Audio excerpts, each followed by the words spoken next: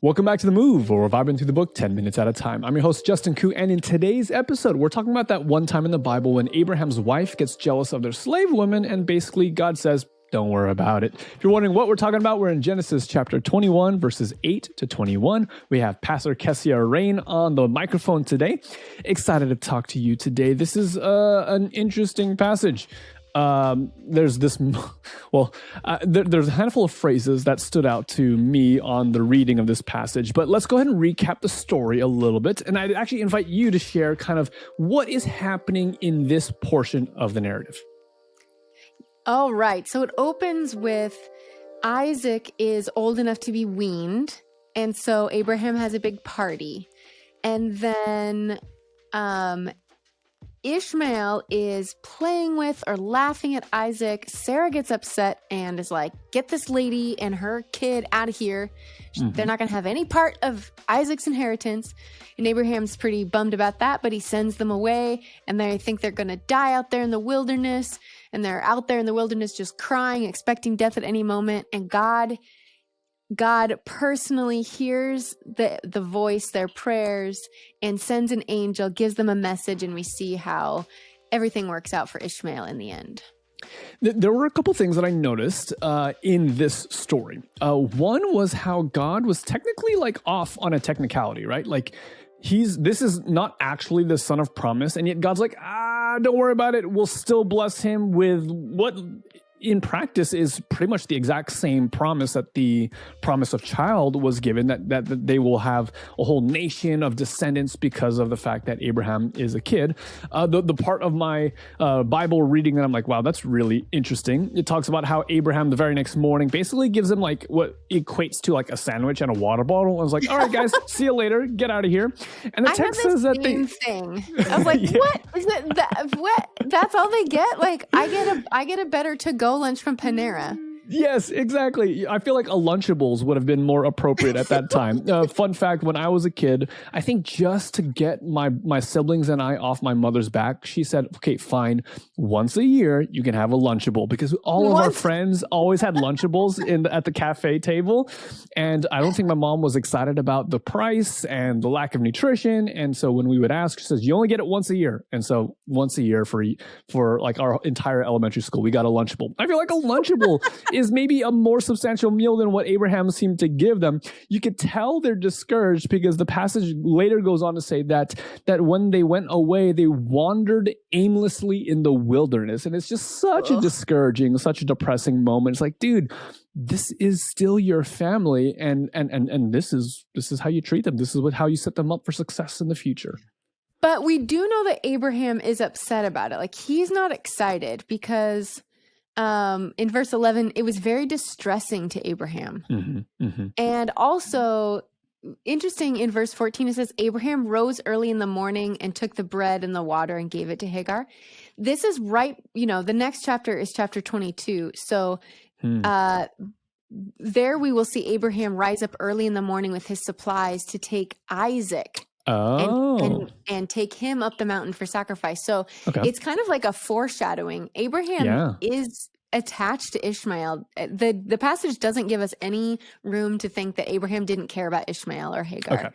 He did care about Ishmael, but it does. I have the same question. I was like, why are you only giving them a loaf of bread and like a Nalgene of water? Because you are the richest guy around. It doesn't make sense to me. The only thing I can think of is that Sarah insisted that she was like, the son of this slave woman shall not inherit along with my son Isaac. Like Sarah was insisting. He's not taking anything. Not going to happen. Nope. No birthright for this individual.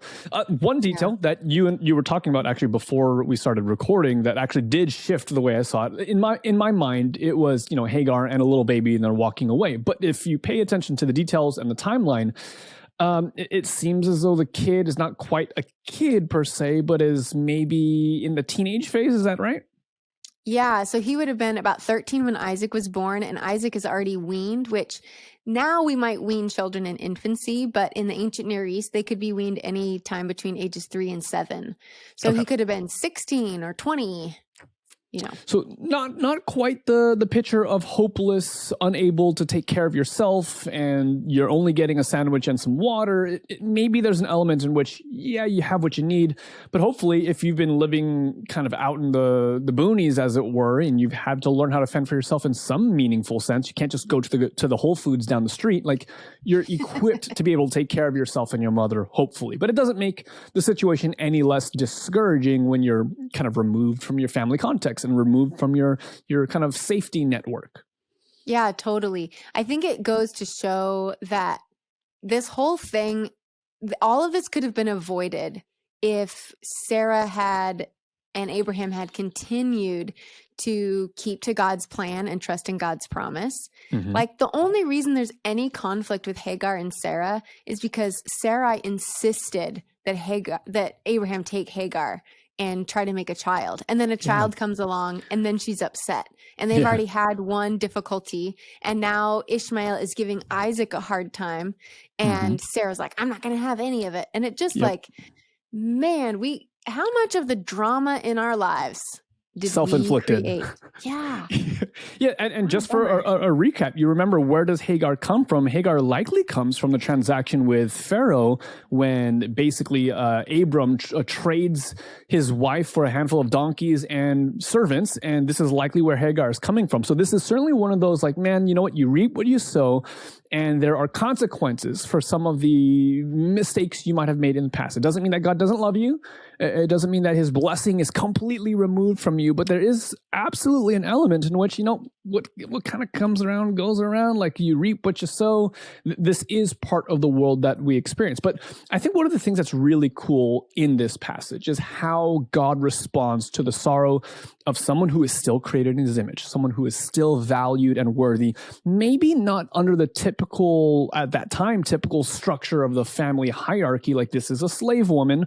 Her and her child are second rate compared to the actual heir. So here's this woman who's seemingly discarded by society. And yet, when she's crying out in the wilderness, she calls out to God, and it shows up that God is listening. God does hear us when we cry. God does hear us when we cry. And I think from Sarah's point of view, it was kind of Ishmael's not going to have any part of what Isaac has, because if he has anything good, then that's something Isaac doesn't have. Kind of like a zero sum, like in order for me scarcity to give, mentality coming through strong. Yeah, but for God, there's no such limitation whatsoever. He is going to bring the promise. He is going to bring the Messiah and all of those promises through Isaac, just as he promised from the beginning. So that does belong to Isaac, and that didn't get transferred to Ishmael, because one thing we might overlook, Justin, I don't know, I overlooked it for a while, maybe you did too, but God specifically made a promise to Sarah. It's not just Abraham's promised son. And chapter 21, verse 1 reaffirms that for us, that the Lord engaged with Sarah just like he said he did for Sarah as he had promised.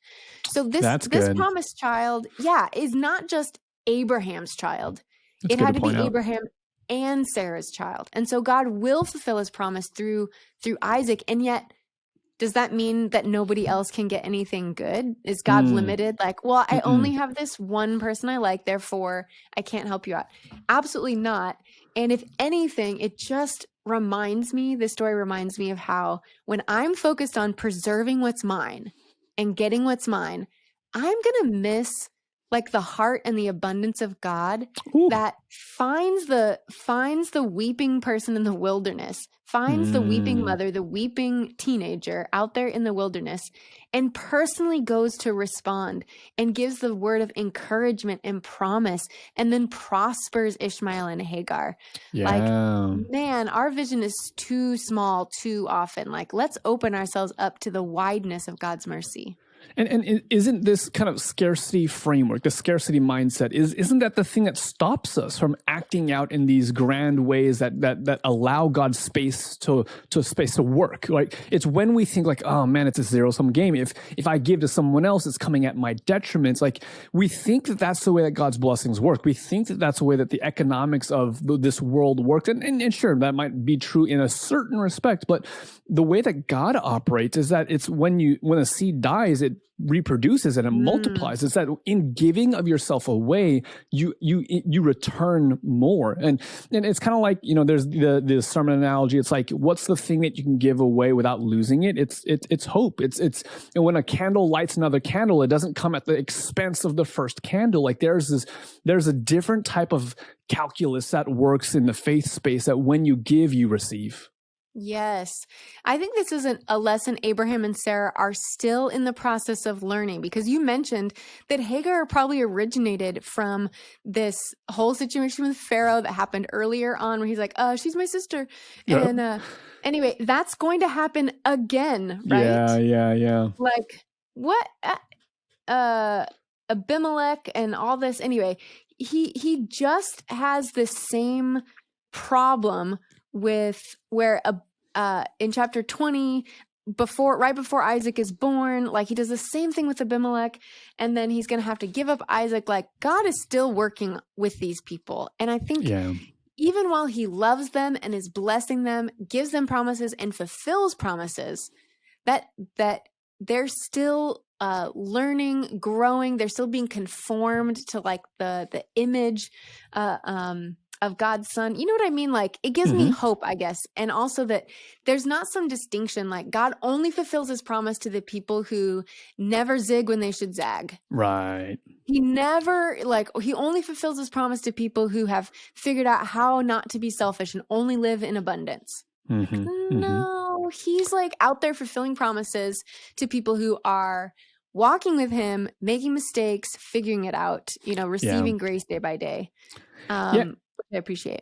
And this is, it seems like when we get towards the tail end of our section of verses for today, that this is certainly the take home point, right? Verse 20, God was with the boy as he grew up in the wilderness. Like they were not alone. It wasn't this one time thing where God's like, hey guys, don't stress out. Like you're going to be okay. You're going to receive my blessing. It's all going to be like, no, God is still with them in the wilderness, which is the place that we don't feel like God is with us, right? It talks about how he became a skillful archer and settles in the wilderness. Like God is able to take even the most messy moment and transform it for good. Like he's able to work through you even when things seem dark and dreary. And then there's this interesting moment where the last sentence of the passage says his mother arranged for him to marry a woman from the land of Egypt.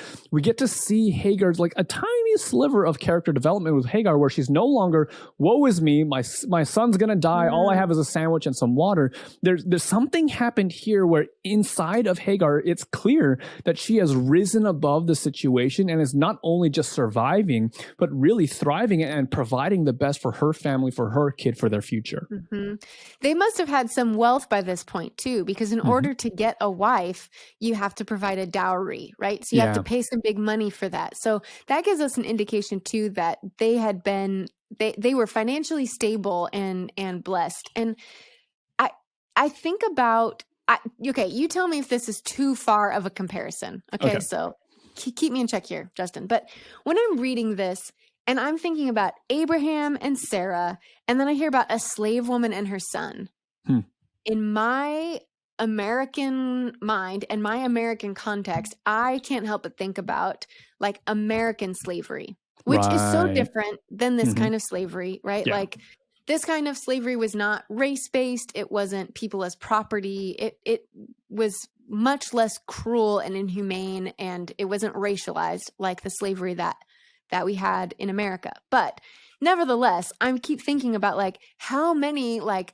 wealthy landowners were creating offspring with their slaves and what happened to them, and they weren't getting inheritance. And it really felt unjust reading this story. Yeah. I don't think that that's a stretch. I mean, certainly if you're paying attention to platforms like Hulu and you read like The Handmaid's Tale, or not read, but you watch The Handmaid's Tale, it's clear that to the average reader, they view these stories through the lens of our modern day westernized understanding of slavery. That's exactly what was happening here. And there's nothing redemptive or nothing meaningful about these exchanges. They're just, sexual exchanges between property and master. And it's just like this, it's a really horrible and dark thing. So is what you're saying that's definitely not fair for us to read into it? that way. I do think we have to be sensitive to this is not the same kind of arrangement by far. And yet I still felt a real sense of indignation. And I was kind of like reading it again, like, God, is this the best you can do? Like, it seemed like, what would I want? Like, okay, if I'm going to be super fair and super just, what do I think is better? That Ishmael get half of Abraham's estate? Or what? I don't know. And yet, the more I read it, I'm like, God tells Abraham, like, hey, you can listen to Sarah. The promise is going to come through Isaac, but go ahead and listen to Sarah. But he doesn't give Abraham the assurance that he's going to take care of Ishmael, even though he comes through and he does just that. And there's whole conflict that's been going on in their house for 13 years, at least. Now it's probably 16, 17, 18 years that there's been fighting and animosity between Sarah and Hagar and all this kind of stuff. God permits Hagar and Ishmael to leave the house. And I think, so he could make of him a nation. Like God's blessing to Ishmael actually got bigger. Right, exactly. After they left. Yes. That's what I'm noticing too. Because if we went the route of, okay, so Ishmael gets 50%, well, guess what? Now both kids get a 50% portion of the total sum. Like we are actually entering into the belief of the zero-sum game. That in order for Ishmael to get something, he must remove something from the other child. It's like, no. He's actually getting a mirrored version of the blessing. Like God is doing this thing where he's actually doubling what was originally on the table as far as an offer is concerned. I think that gives me hope too when people in our lives wrong us, and it happens. It could be at work or family, someone's not giving you your inheritance literally or metaphorically or whatever. And it's like, man, how often I've seen it in my life. I don't know, maybe you've seen it in your life where someone else is trying to cut me out and God lets it happen to give me more. Ooh, I like that. I like the picture of a God who's able to work despite the circumstances. Because you're right, like that happens, and I don't think it's reasonable to expect that anytime in the near future, all of society, all of the world's going to change, and everyone's going to treat each other like completely in an upright and righteous way. Like that would be fantastic if we get it. And if I'm wrong, I will happily, eat my own hat, as it were. But I don't think that's going to change. So in the event that it doesn't change, like what's the better alternative? A God who's able to work and to redeem these fallen moments and to still end up on top and still be able to take care of his children. Like that's absolutely the best version that we could hope for. Yeah. So the God we see here is a God who is going to keep his promise to Sarah, who is going to give Isaac everything he was promised, and who finds the cast outs out there in the desert where no one else can find them, personally hears their prayers, personally visits them, personally gives them promises and blessings, is with them all the days of their life, and establishes them with more than they would have had if they got what they thought they wanted in the first place. Woo! God, we have this saying amongst my friends, and it's like God is a chess player. We think in these like singular movements where it's like, you know what, did I increase or did I lose? Like, did I win? Did I miss out on something? And God's like, yeah, I mean that's cute. Like I'm happy to entertain the emotions of a moment when you feel like you're alone and all the things. But if you only knew what I have planned 8 moves from now, you're gonna see it all come together, and you'll know, man, God's really got something in store for me. And I love that perspective, because sometimes we feel like we're in the wilderness. Sometimes we feel like we're forgotten and alone. And then God comes through and reminds us that he is in fact good. His word doesn't return void, and that he is trustworthy because he loves us. We're his kids. And of course, he's going to take care of us. That's some good news, Justin. We call it the good news.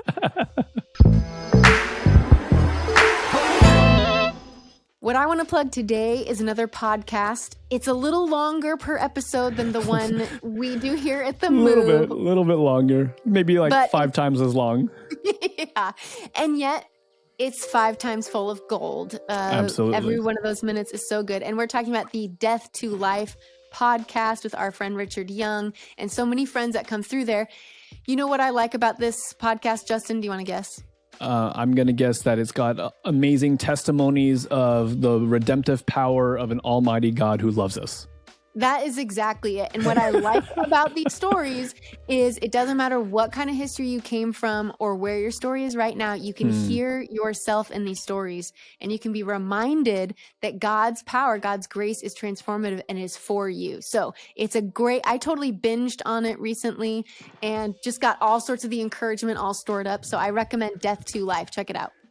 That's not a feature that should be overlooked. The idea that the gospel is contextualized in a million different stories. Because, you've heard the story of the kid or of that person who came to your school for chapel who was an ex-gangster and had a life of drug dealing and went to prison and murdered a couple people, and then his life transformed by it's like, cool, I relate to none of that. Or maybe on the other side of the spectrum, you're like, man, I've been doing everything right my whole life, or at least I feel like it. And then you hear the story of a PK whose life was transformed still by the gospel, even though they grew up in the church. Like, one of my favorite parts about that is that, you know what, even if you can't relate to the first story, keep going. You're going to find some story that resonates with you on a deep level. Someone described it in the reviews of the Death to Life podcast, like taking like a Russian roulette, just pick a random story and let God show up in that amazing way. And I was like, that is so perfect, because that's exactly what it is. There are a million stories, all God showing up in so many different ways.